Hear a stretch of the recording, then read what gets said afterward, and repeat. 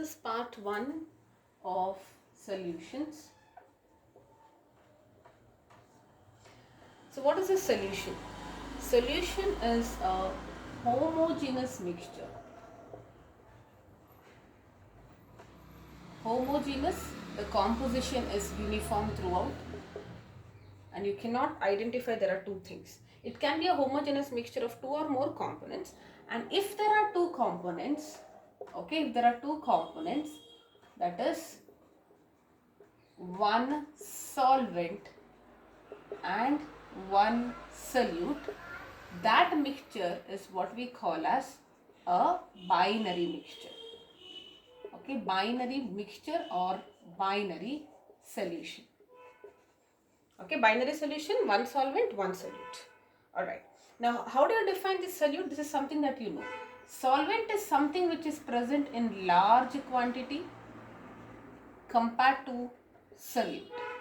So this is something which is present in the smaller quantity. Alright. And you also know what are dilute and concentrated solutions.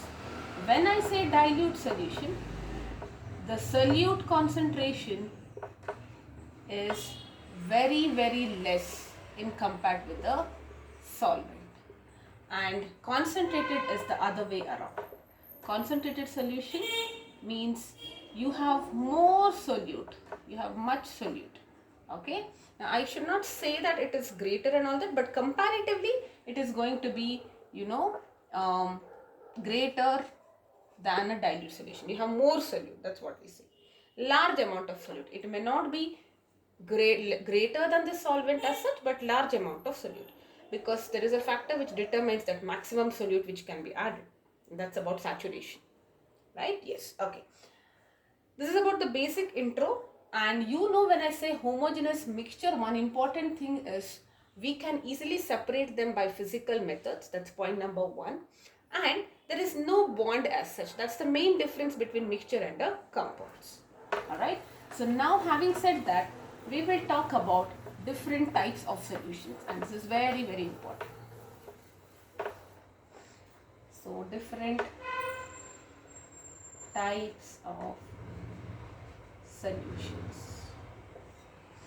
Depending on the kind of solute and the solvent, you have different types of solution. So first is what we call as gaseous solution. And you have solute and you have solvent, and these are examples. So we see gaseous solution means the solvent is always going to be a gas. That is how we define gaseous solution.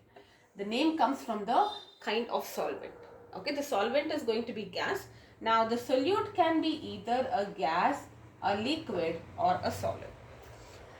Now let us consider both solute and solvent being gases. And good example is mixture of oxygen and nitrogen gas, or maybe air also for that matter. Air. So you have gaseous solvent, solvent, that is nitrogen, and oxygen is present in smaller quantities, so that can be considered as a solute. Liquid in gas can be chloroform in nitrogen gas. Liquid in gas. Alright, and next, solid in gas. Solid in gas will be camphor vapors in nitrogen. Camphor is a sublimate, so if you're talking about camphor vapors in nitrogen. Alright, or camphor in nitrogen, that's also fine. Yes, that's about gaseous solution. Next, let us talk about liquid solution, where the solvent is going to be liquid and the solute can be a gas, liquid, or a solid. Let us take example for each one of them. A gas dissolved in liquid, isn't it soda? That's the best example. Alright, soda is carbon dioxide in water. Or even if you talk about water bodies, seas, oceans, you have oxygen, dissolved oxygen in water, and which is very important for the sustenance of aquatic life. So this is about gas in a liquid. Alright, now let's talk about liquid in liquid.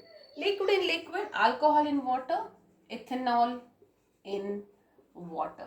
That is your liquid in liquid. And solid in liquid, so many examples: glucose, salt, sugar, everything in water. Right, next last thing here is going to be your solid solution, where the solvent is going to be solid. The solute can be gas, liquid, or a solid. Alright, and this is something which is very important. Most of the times for 1 marker they can ask you this. Most of the times I see this, not that the others are not important. Okay, so gas and a solid, gas is the solute, solid is the solvent. So the best example is, one is solution of hydrogen in palladium. Another example would be sponge. Sponge is a solid material. You have small gases, that porous material it is. So in that pores you have gases which are filled.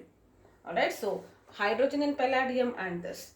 And next is also very important. Okay, liquid in a solid solvent. Amalgam of mercury. Okay, amalgam of mercury with sodium. Now, generally in all your, we can also say dental amalgam, wherein this is extensively used in dental treatment. So you take sodium as the main solvent and you dissolve mercury in it, little bit of mercury.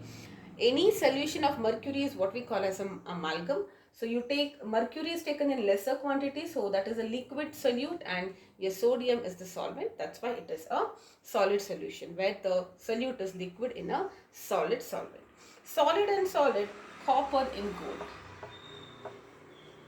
Okay, so this is one of the example of solid or solid. But we generally form this in molten state, but after it solidifies it becomes a mixture, right? Though it is formed in molten state, like whatever pure gold jewelry you wear, we cannot have anything called as pure gold because it will be very soft. So you add a little bit of copper to it, and we generally add copper when gold is melted and copper is also melted, and that's how you add it. But once it solidifies, it is nothing but a solid mixture. Alright, so that's about the types of solutions. Okay, so these three, majorly these two becomes very important. They might ask you this also. Alright, so these things, common things they won't talk, liquid and liquid and all that. Mainly solid and gas is what they ask. Alright, yes, that's about the introduction.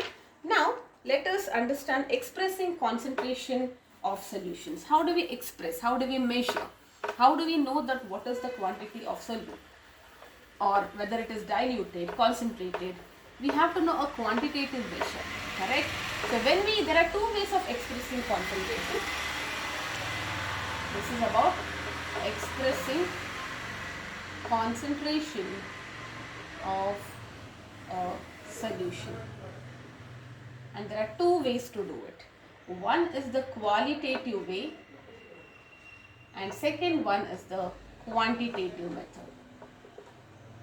Qualitative, it is just telling you words like diluted, concentrated, saturated. Okay, we cannot exactly understand. Like we say, I'm stronger, but what is my strength?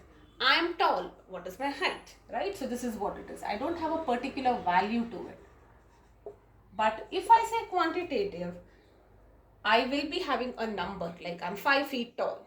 Okay, my strength is so and so Newton, whatever. Okay, so quantitative, there are 7 ways to express concentration of a solution, and some of them are already you have studied. Most of them are what you have studied in your 9th and 11th grades, but let us go through all of them because it's required. First one is mass percentage, which is also called as weight by weight. We write it this way also. Okay, so weight by weight of a component. Okay, now in chemistry, like I told you, mass and weight can be interchanged. And what is this mass percent? See, always remember, in the denominator you will always have something to do with the solution. Most of the times, there are exceptions though, and in the numerator we'll always deal with the solute. This is a general thing. Wherever there is exception, you can just remember that. Since we are talking about mass by mass, correct? Both are mass, so you will say mass of the solute divided by mass of solution, and since it is percentage, multiplied by 100. Like for example, if I say 10% W by W of glucose, for example, what does it mean? That means, it implies that, now weight by weight means it should be grams. 10 grams of glucose in 10% means it should be divided by 100, right? So you can say in 100-gram solution. Now remember, you are taking 100-gram solution. Solution is a combination of solvent and solute, which means that there should be 90 gram of water. So if you are asked to prepare 10% weight by weight glucose solution, you have to take 10 gram of glucose and 90 gram of water and mix them. You will be getting 100 gram of solution. That's all. Alright. Now generally we use this when both are solids. Okay. So this is also a solid and this is also a solid. We use that because it makes more sense to measure or find the mass of a solid. It is easier. Okay. Now the next way of expressing concentration is volume percentage, where it is V by V percent. And what is that? Both are volume. So the only thing which is changing here is, instead of mass we are replacing by volume. Volume of a solute divided by volume of a solution multiplied by 100. Alright. So, and this is majority of the time we use it when both of them are liquid. Your solute and the solvent both are liquids. Because it's not that you cannot measure mass of a liquid, but you have to take an empty container, then pour liquid, then find the total mass and then subtract and all of that. While it is very easy to measure the volume of a liquid, just take a measuring jar and you will be able to easily calculate the volume of a liquid. Whereas in the solids, volume is a little difficult task. If it is regular, it is still okay, but still I have to know the size, I have to measure, I have to use formula and find out the volume. Instead of all that, mass becomes easier. There is no rule that you cannot use this here and that here, okay? Nothing is fixed, but depending on convenience, we just use this. Alright, so yes. Now, what is the meaning of this? Let us say if I take 10% ethanol, or let me say 70% ethanol, for example. So what is the meaning? Both are in volume. So it just, you can have any unit, 70 liters, 70 milliliters, both should be same. That's all. 70 ml of ethanol in, do you agree it will be 30 ml water? Because total is 100, correct? I can say in 100 ml solution, which means it is 30 ml of water.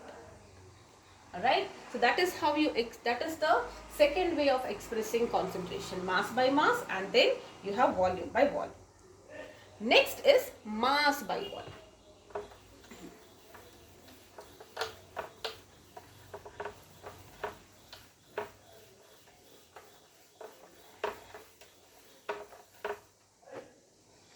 Third one is mass by volume. I'm sure you would have guessed it. Just a second.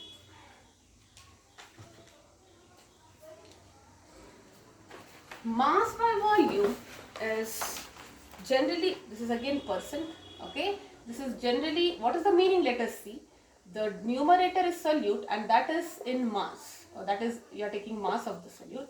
And the denominator is solution. So you are saying volume of solution multiplied by 100. Generally taken when your solute is a solid and solvent is your liquid, like salt in water and all that. It's convenient to measure solids in masses, and it's convenient to measure liquids in volume. That's why we use this. Alright, so what will be the, let us take one example for this. 20% 20% glucose solution. Let me take the same thing. It means that numerator is mass, so you are taking 20 gram glucose in 100 ml of solution, which implies that it is 80 ml of water. Now for water, volume and density, it's the same, right? See, typically I cannot just subtract these two. I hope you're getting that, because this is weight and this is volume. Both are same quantities, I can subtract that. Correct? So here I cannot subtract, but only for water if I take, The density of water is 1 gram per centimeter cube. So if you are taking 100 ml, that will weigh 100 grams. So that way I can do it roughly. Only for water. For other substances I cannot do that. Okay, so this is the third one. Next, fourth one is ppm, which is parts per million. Now there are some quantities wherein the solute is very less as compared to solvents. So this is typically used when you have extremely dilute solutions. Wherein the remaining three, it doesn't make sense, because it's like, in a big ocean, if you add 1 or 2 kgs of salt, it doesn't matter, right? So it's that dilute. So what is this like? Typically we deal with this when we are trying to find out some components in the blood and all that, when we do a blood test. And what is this parts per million? It is nothing but number of parts. See, per million they are saying. So this should give you. And it is part per million. So numerator should be part. And a numerator, I told you, it's always going to be the solute. Now denominator is the solution. So what of the solution? Million. So basically what it says is number of parts of solute divided by parts of solution multiplied by 10 power 6 here, because it's million. So it just says that in 1 million of the solution, okay, 1 million part of solution has how many solute. That is what it tells you. Alright, but if they give you any other volume, any other part apart from 1 million, you just divide it and multiply by 10 power 6. It's the same thing, right? See, in all of this we also say that what is mass by volume percentage? Some amount of solute in 100 ml of the solution. That's what we say. Okay, but if you want any other, we just say volume of the solution by multiply by 100. So here also it is the same thing. Meaning is in 1 million solution, how much of solute do you have? How many parts of the solute do you have? Alright, so it's nothing but number of parts. Here it is not 100, it is 10 power 6. Into parts of the solution multiplied by 10 power 6. Now for example, if you say 5.8 ppm of oxygen in seawater. This is the commonly used use case. Like I told you, in seawater and all, oxygen, salt and all will be very less. Correct? So what does it mean? What is the meaning of that? There are 5.8 parts of oxygen in 1 million of solution. Right? Okay. The next one here will be, so billion you don't have, so mole fraction, yes.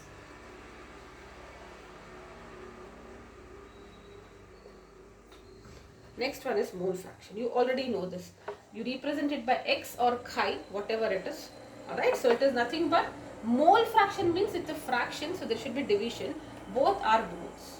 Okay, number of moles of solute by total moles.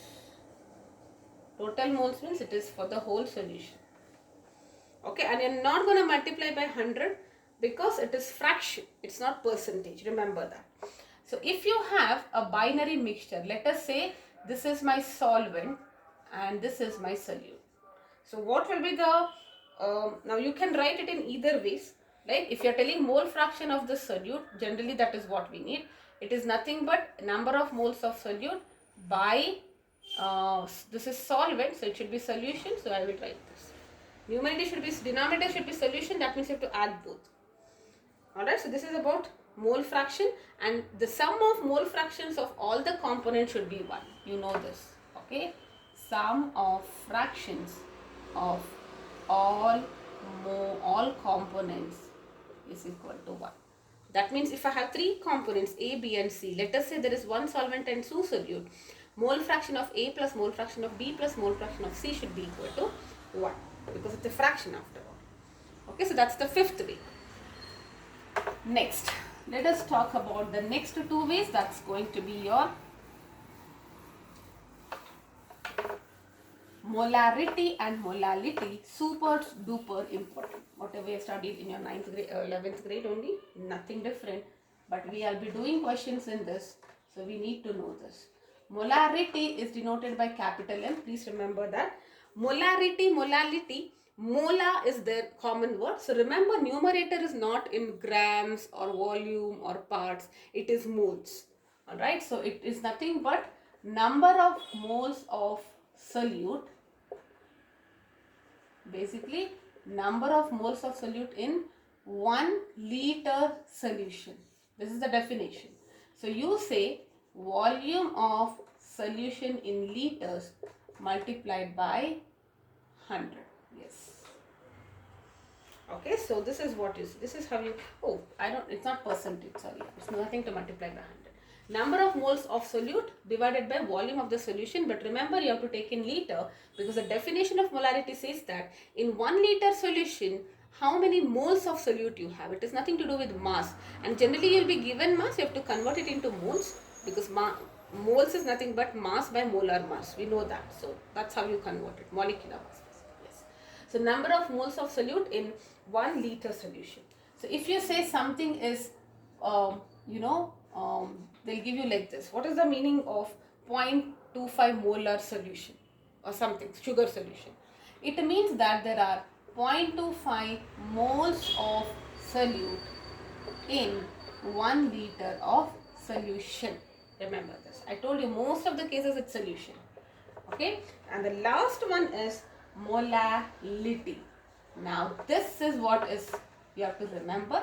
I told you mola means it's number of moles of the solute. The numerator is common in both the cases. Only the denominator will be mass of the solvent here. It's not volume, mass of the solvent in kg. This is the only quantity which is dealing with solvent in the denominator. Everything else has solution. So please remember that it is solvent here and it is 1 kg mass. So if you are saying something is 0.23 small m, we write it, right? Molal we say. This is molal. What is the meaning of that? There are 0.3 moles of your solute in 1 kg, not solution, it will be 1 kg water. Generally if water is the solvent, or otherwise it can be any other solvent. Alright, super important. Now one interesting thing is, if you have two concentration which are having the same magnitude, which is going to be more stronger? Okay, so let me say it is 0.5 molar, I'm just giving a value, and 0.5 molar of same concentration. Let us say it is salt solution. Are they equal concentration is the question. Okay, now if it is water, for example, look at that. See, the numerator is same, it is 0.5 moles. Here also it is 0.5 moles. Okay, but denominator, it is volume of the solution in liters. So if I say 1 liter of water, for example, here I will say this is 1 liter solution, not water. Here I will say 1 kg water. In 1 kg water, right? Now what is the difference? See, now I told you, you can also consider this, replace this or replace this, it doesn't matter. I can also replace this by 1 liter because density wise, okay, 1 liter is 1 kg, it weighs 1 kg because you can, 1 gram is 1 ml percent. What is the density of water? 1 gram per centimeter cube, or 1000 kg per meter cube. This is gram, okay, I'll write this. This is the density of water, correct? So 1 gram in 1 centimeter cube, 1 centimeter cube is 1 ml. That means if you have 1000 grams, okay, that is 1 kg, it will be 1000 ml of 1 liter. So that's the reason you can replace only with water, that volume, 1 kg of water will occupy 1 liter volume. Alright. Now here it is water, but here it is 1 liter solution, right? And solution means you have solvent and solute both, right? So where numerator is sorted, where in the denominator, where is more water? There is more water here, there is less water here. Let me say there is only 900 liters. Let us say that now this is a very small quantity, but still I am saying there is more water here, that means it is diluted. This will be concentrated. So this is a concentrated solution. Even if you say that you have a solution with the same magnitude of molality and molarity, molarity is comparatively a concentrated solution, and the reason is, though we have the same amount of solute in both the cases, because we are talking about solution here, the in 1 liter solution there will be a little bit of solvent also, because we are talking about solution, and there is more water here, less water here. That's the reason this is concentrated. Right? And the last thing here before we do a little bit of questions will be about, okay, now you know that volume is a parameter which changes with temperature. Very super important this is, changes with temperature. That means if you heat, it gets expanded, right? You know, anything which when you heat it gets expanded, so volume increases, correct? So whichever quantities are talking about volume, they are definitely temperature dependent, and whichever quantities, whichever ways to measure a concentration, if they are not having volume, they become independent. So which is independent of temperature? Let us write it. Independent of temperature. Definitely mass by mass percentage, because there is no volume. Mass by volume, there is volume. Volume by volume, there is volume. Mole fraction, definitely. Okay, mole fraction, it's talking about moles, nothing to do with volume. And then you had mole fraction, correct? Molarity is talking about volume. You had, what was that? Mole fraction I wrote. Yeah, parts per million also. It is talking about parts, not about volume. Alright, and then you have molality. These are temperature independent. Whereas mass by volume percentage, volume by volume and molarity are temperature dependent. That means if the temperature changes, their value also changes. Okay, so that's how you express concentration. In the next video, we'll be doing a couple of questions related to this, and then we can proceed.